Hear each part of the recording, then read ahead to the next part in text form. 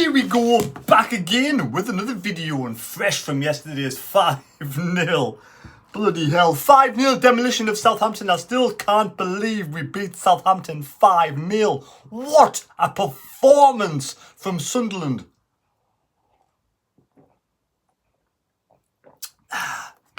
Well, I do believe nobody, and I mean nobody, got the correct score of Sunderland 5, Southampton 0. And if you did, and I missed it, I do apologise. Let me know in the comments down below. And we have the competition, of course, with bloody hell, man.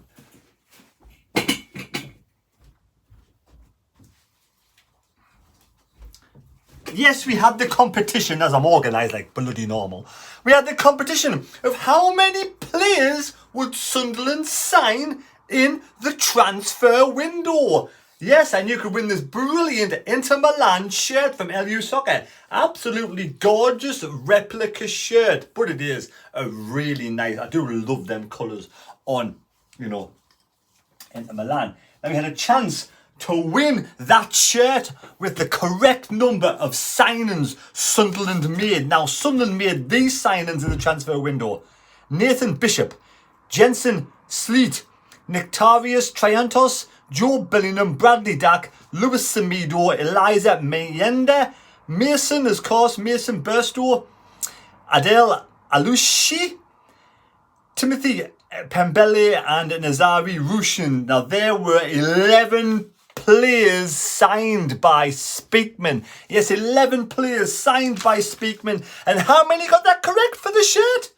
None. And again, if I missed you seeing 11 on the shirt, and this competition started way back at the beginning of the transfer window, way back on the video for that shirt. You'll look back and you'll check them out, but I think nobody got the correct score of 11. Now, I am only 3 subscribers away from 17,000 subscribers, and when we reach 17,000 subscribers, we'll have another competition going for that beautiful Inter Milan shirt. And you've got to be a subscriber to be in the competition. Now, it will be for the next Sunderland game, and we'll do the preview for that in the future, but you can win that shirt.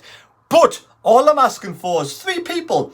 50%, well, I'm lying, sorry, I do apologise. 40% of the viewers of this channel are not yet subscribed. Do me a massive favour. If you have, if you have a channel, if you have an email address and you've made up a YouTube channel for yourself, all you got to do is subscribe to the channel. 3 more people. I'm asking for 3 more subscribers. But no, I'm not bothered. Keep on going. 20,000 more subscribers. Just subscribe to the channel. Let's get us over 17,000. 16k a few months ago, 17 now. It's been absolutely amazing. And you, Joe Public, whatever your name is, you make the channel. If you don't watch it, then I'm just talking to myself like I do for the majority of the day anyway. But it feels that way when I'm at work. Anyway, so we're going on to that. But also, what's your thoughts on the third? Yes, the third away kit, the third kit for Sunderland. Here's the kit. This is the kit down below. What's your thoughts on this kit? It looks like I'm going to work on a building site. Looks like the Sunderland squad are going to work on a building site, or in the stores where I work, or somewhere. I could wear that in the yard with loads of vans driving past. But yes, I'm not going to, but I would love it for free of charge. But clearly, I'm not going to pay that much money for that shirt. Do you like it or not? I'm not going to buy it. But I did buy this lovely pink one. But I don't know yet. I haven't decided. But I don't like it. I don't particularly like it. I think it is the third weakest shirt out of the 3 we have released this season. So what's your thoughts on that shirt? Do you like that third kit, yellow kit? Have we even seen the lads wear it yet? Don't think so. No, we haven't. That's released some point in September. Will you be buying it? That is more to the point. But not just that. Listen to this. What? We had a 5-star performance yesterday, didn't we? 5-star performance, and we'll talk about that in a minute. But listen to this other incredible comeback from Sunderland. Another 5-star performance. You couldn't make this up. This is like fairy tale stuff. Sunderland under-21s completed a sensational second-half comeback to level the game 5-5 after being 5-0 down. Yes, not 1, not 2, not 3, not 4. 5-0 down after 50 bloody minutes. Goals from Gardner, Jones, Chialbi, Spellman and Benetti sealed. The Black Cats went into the international break with a point on the board. The visitors, Manchester United, remember this is Manchester United. The visitors grabbed the opener with less than a minute. Joe Ugill, less than a minute on the clock, threaded through a ball, found Joe Ugill and the former Sunderland man from Pittington. Yes, he's a massive Sunderland fan, and this is one of the balls up that Stuart Donald made, letting this lad go for $250,000. What a greedy, bastard Stuart Donald was. I do apologise for me French, but I'm sorry if you don't like it, but that's how I feel about Stuart Donald, letting this young lad go, who is a massive Sunderland fan, for $250,000. Oh my God, what a balls up Stuart Donald is. Absolute donkey, Donald Duck. Anyway, well done, Joe Ugill. You know, I wish the young lad all the best. I'm pleased he's doing well. I want him to succeed. I want him to become an England #1 goal scorer one day. That would be absolutely amazing. To bring the lad back to Sunderland as a sort of on loan would have been amazing. Anyway, back to this. The visitors grabbed the opening goal, less than a minute on the clock. A threaded ball found Joe Ugill. The former Sunderland man dispatched the ball past Bishop to give United an early lead. Just 2 minutes later, and the lads nearly had their equaliser. Spellman played the overlapping ball to Huggins, who cross was inches away from Gardner. Now, this is the team we put out for this game. We had Bishop, Huggins, Sleet, who played 45 minutes, which I'm really impressed with that. Hopefully, Touchwood, he gets to it okay. Johnson, Taylor, Burke, Chiabi, Jones, Spellman, Benetti and Gardner. Substitutes Young, Fieldston, Compton, Bainbridge and Thompson. Attendance of 573. Now we'll get back to what's happened. What happened in the game? Yes, 10 minutes from time. No, that's not it. I'm miles away from that. What's going on here? How a wake up, son. Right, just 2 minutes later, we got that one. United doubled their lead in 15 minutes on the clock when Shola Shabater took advantage of a deflected clearance, drove into the area and finished past Bishop. I do apologise if I just make up names. I read what I see, but it sounds like I'm making them up, so I do apologise. I don't know if that's his name. I'm just dyslexic, I can't even read it. The Black Cats' best chance in the first half was once they created. The Huggins 22-year-old nicked the ball from Hanson Oran before crossing it for Gardner, who headed wide. 10 minutes from the second half, United added the third. A defensive error found Ugill to run through one and goal and dink the ball over Bishop for his second. He scored two. Ugill scored another one. The lads looked to claw one back. 5 minutes remaining. Chiamba winning the ball in midfield, but Taylor drove past, cut his right foot and hit the crossbar. Right on half time. Get off of that, man. Right on half time whistle, United added a fourth. A quick counter-attack saw the visitors run right through the middle of the Sunderland defence, and Charitor picked the ball up, rounded Bishop and collected the second of these proceedings, 2 braces.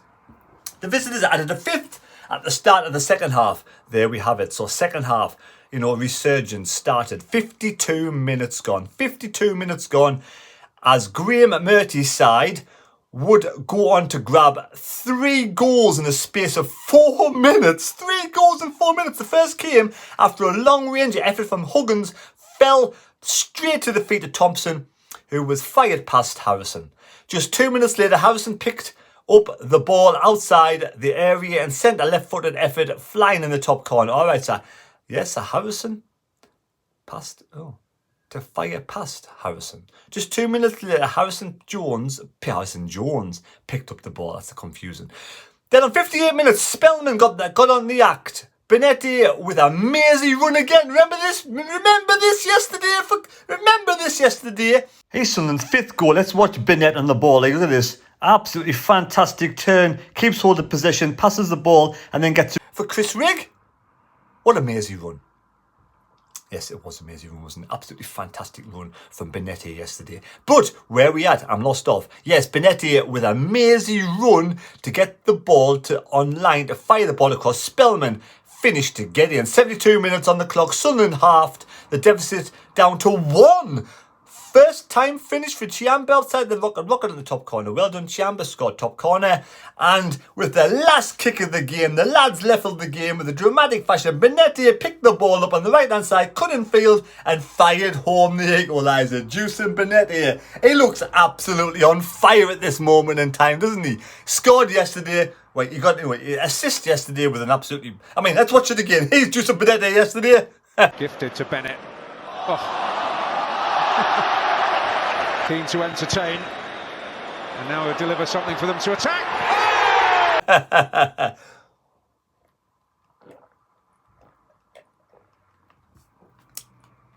Absolutely fantastic, Benetti. A goal and 2 assists. A 10-goal thriller and a point apiece. Both sides heading into the international break. There we go. That is absolutely amazing football today. God, I wish I'd been there. I wish I'd known. Right, so remember, this is up for sale. No, sorry, up for grabs. Free of charge, yes, to the subscribers. So don't forget to bloody subscribe if you're new to the channel. And all those who subscribed already, you're absolute legends. I love yous all. And we do have members of the channel as well, but that's a bye thing. Thank you for being members of the channel. I do appreciate that. And those members are John Hensel, Ian Curry, Morris Marriott, Andrew Simkus, Archie J, Ian Hardy, Maurice Delatoro Fons, and there is somebody else. It is, oh yes, Alan Jane. Thank you to the 9 people who are members of the channel. Right, yesterday's game 5-0. Wow, absolutely amazing. Patterson Ballard, 09, Hume Sirkin, Neil Ekwar, Clark Dak Jordan Bar. Now come on, who went to that game yesterday and thought we were going to win the game of football? I predicted 2-1. Who entered the game and thought we could win by 2 goals? But who actually believed we could win 5-0? Now, Gilesy and Steve, absolutely fantastic Sunderland YouTubers. I fucking think they're brilliant. I do. They are absolutely amazing double-act YouTubers. There was a young lad on their channel. I watch their vlogs all the time. A young lad on their channel said 5-0. I couldn't believe what I was seeing. Don't forget, though, to subscribe to Gilesy and Steve because they're absolutely top Sunderland fans. Now, look at this. Who believed Bar could play that good after last game against Coventry? How bad was he against Coventry? But the kids, you know, this is the thing that I said before about having the likes of Danny Barton aside.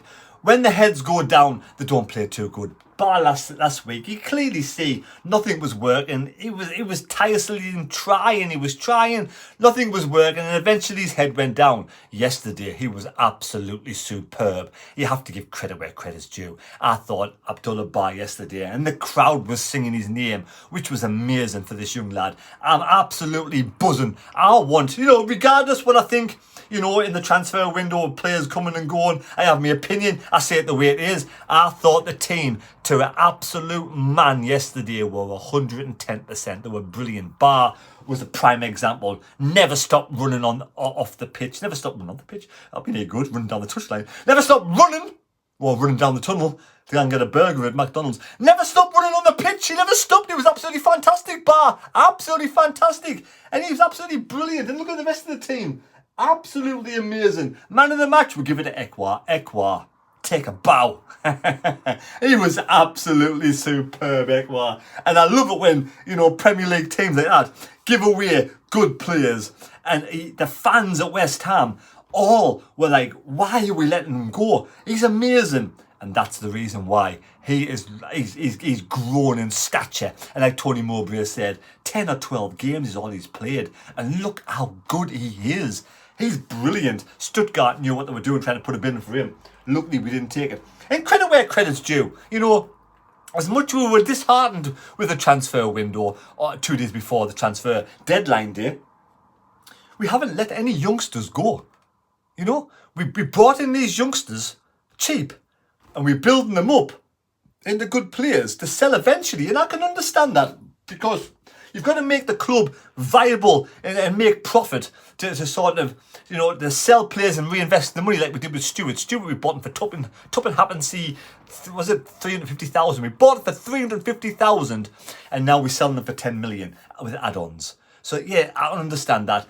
The only thing I would love, I'm sentimental, end of the day, young Gooch, been there since he was 10. You like the fairy tale story of young'uns coming in, like Patterson, getting into the first team, playing with the hearts on the sleeve. You want them to do well. You want them to succeed. You want them to retire out of the club, don't you? And you don't want them to leave one day. And that's the sad thing about football. You become tied to players, and you can understand the way they are. And I know people who live next to Gooch, who have spoke to Gooch in the past, and Gooch has always, spoke absolutely highly about Sunderland, about how he loves the team, how he never wanted to go. And as much, the club, and sometimes you got to separate yourself from the club, like Speakman does in KLD, and they've realised it's time for Gooch to go, and we all love Gooch. You all wanted to succeed at Stoke. Our play Stoke lost yesterday. Did Stoke? What a game! What happened yesterday? Leicester got beat. Middlesbrough got beat. Bottom of the table. What's going on there? All these teams Leeds couldn't win. It's been a bizarre. Ipswich 2-0 down against Cardiff. Cardiff come back to win 3-2. Ipswich are on fire this season. Absolutely on fire. And Sunderland win 5-0. You couldn't make this shit up, could you? You couldn't make it up. Anyway, Dak scored his first goal. Get in, Bradley Dak. He's a funny one, Dak, and but never mind. We'll leave that alone.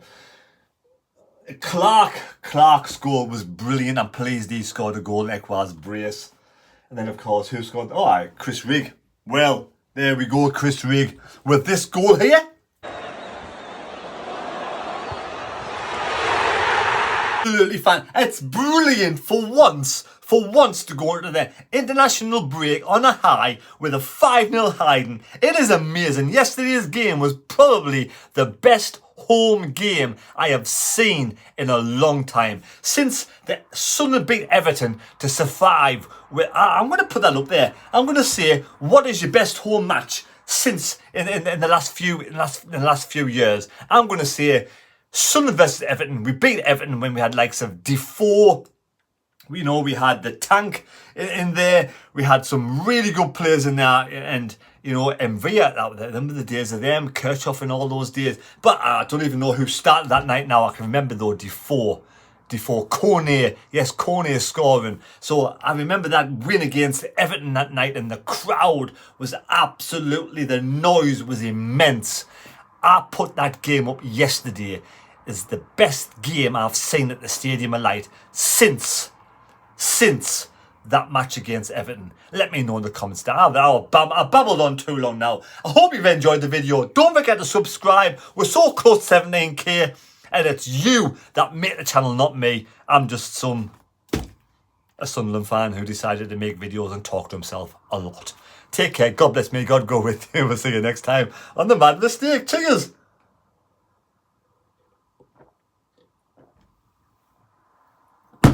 Boom, boom. Shake that room.